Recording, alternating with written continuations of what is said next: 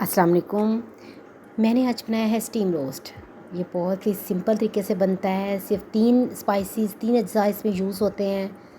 یہ ایک food court سے میں نے اس کی ریسیپی لی تھی۔ مجھے اس کی ریسیپی کافی پسند آئی۔ اس کی خوشبو پورے گھر میں اس طرح سے پھیلی ہوئی تھی کہ اس کو اسمیل کر کے ہی دل کر رہا تھا کہ فوراً سے ٹیسٹ کر لیا جائے کہ کیسا بنا ہے۔ جو ہے یہ اسٹیم روسٹ وہ تو بہت سے طریقوں سے بن رہا ہے آج کل، بہت سی اسپائسز یوز ہو رہے ہیں۔ دیگی اسٹیم روسٹ بنتا ہے، حیدرآبادی اسٹیم روسٹ بنتا ہے، گجراتی بنتا ہے، اور ڈفرینٹ طریقے سے ہر کوئی بناتا ہے۔ آپ اس ریسیپی کو اسٹیپ بائی اسٹیپ جو ہے فالو کریں تو آپ کا بھی بہت ہی اچھا اسٹیم روسٹ بن کے تیار ہوگا۔ لیکن اس کا سیکرٹ انگریڈینٹ میں اینڈ پہ یوز کروں گی، جو کہ آپ کو ویڈیو میں اینڈ پہ پتہ چلے گا۔ ابھی میں نے یہ چکن لے لیا ہے، میرے پاس جو چکن ہے وہ کڑاہی کٹ ہے، لیکن آپ نے اسٹیم روسٹ کے لیے تھائی اور لیگ پیس کو ساتھ جڑا ہوا جو بڑا پیس ایک ہوتا ہے، ایک مرغی کے 4 پیس کروا لیں تو اسٹیم روسٹ کے لیے وہ بیسٹ کٹ ہے۔ ابھی میں آپ کو یہ چکن واش کرنے کا بالکل ٹھیک اور اچھا طریقہ بتانے لگی ہوں۔ اس سے بالکل اسمیل ختم ہو جاتی ہے، اور چکن میں ایک 5 پانی سے میں نے پہلے سے دھو لیا ہے تاکہ اس کی اسمیل جو ہے وہ ایکسٹرا جو بھی کچھ ہے وہ نکل جائے۔ اور اس میں جو ہے میں نے یہ کچھ پیسز ہیں جن میں اگر کٹ لگانا ہے تو کٹ لگا لیں اسی ٹائم پہ۔ اور اس میں میں نے ڈال دیا ہے ونیگر تقریباً 3 ٹیبل سپون، اور پھر اس پہ میں نے نمک ڈالا ہے 2 ٹیبل سپون، اور اس میں اینڈ پہ ڈال دی ہے تقریباً 2 ٹیبل سپون چینی کا یوز۔ چینی ایکچولی جو میں اس کو چکن دھونے کے لیے چینی اس لیے یوز کرتی ہوں کہ چینی ہے ایک براؤننگ بوسٹر ہے۔ یہ بہت ہی اچھے طریقے سے اور پیارا کلر لاتا ہے اس کو جب فرائی کرتے ہیں ہم، چینی کی وجہ سے وہ بہت اچھا اس کا ایک کلر ہے وہ آتا ہے۔ اس کے علاوہ جو چینی ہے میرینیشنز میں، خاص طور پہ میٹ میرینیشنز میں اس لیے بھی یوز ہوتی ہے کہ یہ چکن کو اندر سے ٹینڈر کر دیتی ہے، جو کہ ہمارے چکن کو اور زیادہ فلیورفل بناتی ہے۔ اور جو ونیگر اور سالٹ ہے وہ ویسے اسمیل ختم کرنے کے لیے یوز ہوتا ہے چکن کا۔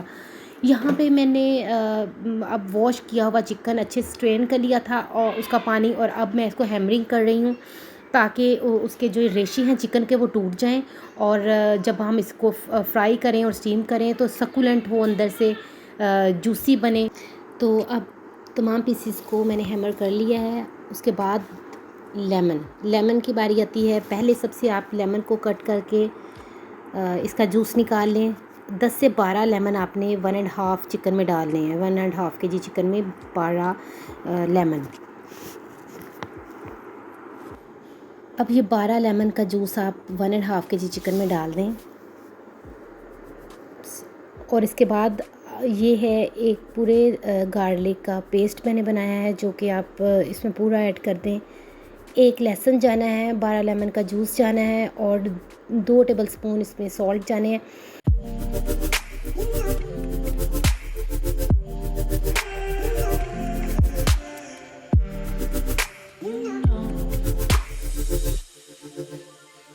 مگر اس کے لیے 2 ٹیبل سپون انف ہے۔ اسٹیم روسٹ ہو یا دوسرا کوئی بھی فرائیڈ چکن ہو، اس میں زیادہ تیز سالٹ اچھا نہیں لگتا ہے، کم ہی نمک اس میں اچھا لگتا ہے، اس لیے اتنا انف ہے۔ ہر کسی کا جو ہے نا ڈیفرنٹ ہوتا ہے کہ وہ زیادہ نمک کھاتا ہے یا کم کھاتا ہے، تو لیکن یہ اسٹینڈرڈ ہے ایک اس کی ریشو، تو آپ اس کو 2 ٹیبل سپون ہی یوز کر لیں۔ آپ اس کو اچھے طریقے سے اب تمام پیسز کے ساتھ اس کے جوس کو، لیمن کے جوس کو جو کہ لہسن اور نمک کے ساتھ مکس ہو گیا ہے، ہر پیس پہ اچھے سے خود ہاتھ کے ساتھ اس کو ملا لیں۔ جب آپ کو لگتا ہے کہ آپ نے 5 منٹ تک اس کو اچھے طریقے سے اس کے اوپر اچھے طریقے سے لگا لیا ہے، تو آپ اس کے اوپر کلنگ ریپ کر دیں اور اس کو سائڈ پہ رکھ دیں۔ میں نے اس کو فریج میں رکھ دیا تھا تاکہ یہ اچھے سے میرینیٹ ہو جائے۔ یہ آپ نے کم سے کم 6 گھنٹے کے لیے میرینیٹ کرنا ہے۔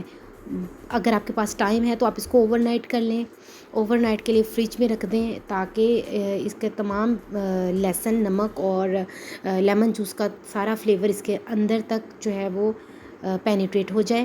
اب آپ نے ایسا کرنا ہے کہ اس کو آپ نے 6 گھنٹے سے کم اس کو میرینیٹ نہیں کرنا، یا تو آپ کے پاس ٹائم ہے تو اوور نائٹ کر لیں، اگر نہیں تو آپ اس کو 6 گھنٹے کے لیے منیمم کریں۔ میں نے 1 لیٹر آئل لیا ہے،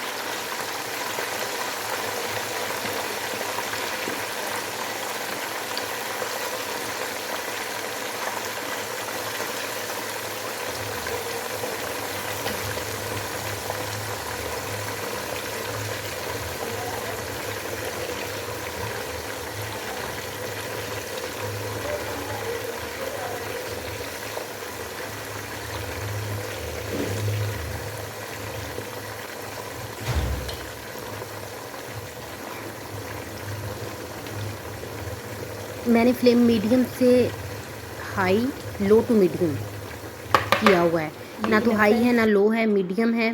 میڈیم فلیم پہ آپ اس کو تقریباً 15 منٹ کے لیے براؤن کر لیں، جس طرح کا اس میں آپ کو نظر آ رہا ہے.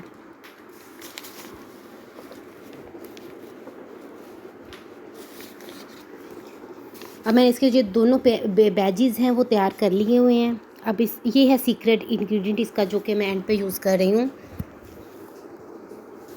یہ ریڈ چلی جو میں اس کے اوپر لگا رہی ہوں یہ کم تیکھی ہے. اگر آپ کے پاس اس لیے اس کو زیادہ میں ہاتھ کے ساتھ چپکا کے اس کو لگا رہی ہوں کیونکہ یہ اتنی تیکھی نہیں ہے. اگر آپ کے پاس جو عام گھر میں کری وغیرہ میں ہر چیز میں جو اسپائس ہے آپ کا ریڈ چلی کا یوز ہوتا ہے تیز ہے، تو پھر آپ اس کو اسپون کے ساتھ یا کسی بھی چیز کے ساتھ ایک ہی بار میں اسپرنکل کر لیں کہ ہر پیس کے اوپر الگ الگ سے مت چپکائیں جیسے میں نے چپکایا ہے. میرے پاس کم تیکھی ہے تو اس لیے میں نے اس کو ایسے لگایا ہے. یہ ہے، اور کچھ بھی نہیں آپ نے لگانا. وہ 3 اسپائسز جو پہلے میرینیٹ کے لیے یوز ہوئے تھے 6 گھنٹے کے لیے آپ نے رکھ دینا ہے.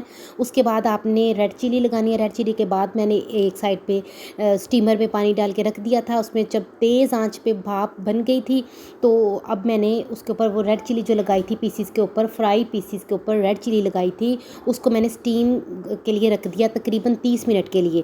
کم سے کم 30 منٹ، زیادہ سے زیادہ 35 منٹ آپ نے لازمی پورے کرنے ہیں. ریڈ چلی آپ ٹیسٹ کے مطابق یوز کریں. تو یہاں پہ 30 منٹس کمپلیٹ ہو چکے ہیں اور بہت ہی مزے کا فلیورفل اسٹیم روسٹ آپ بھی اپنے گھر میں ضرور ٹرائی کریں.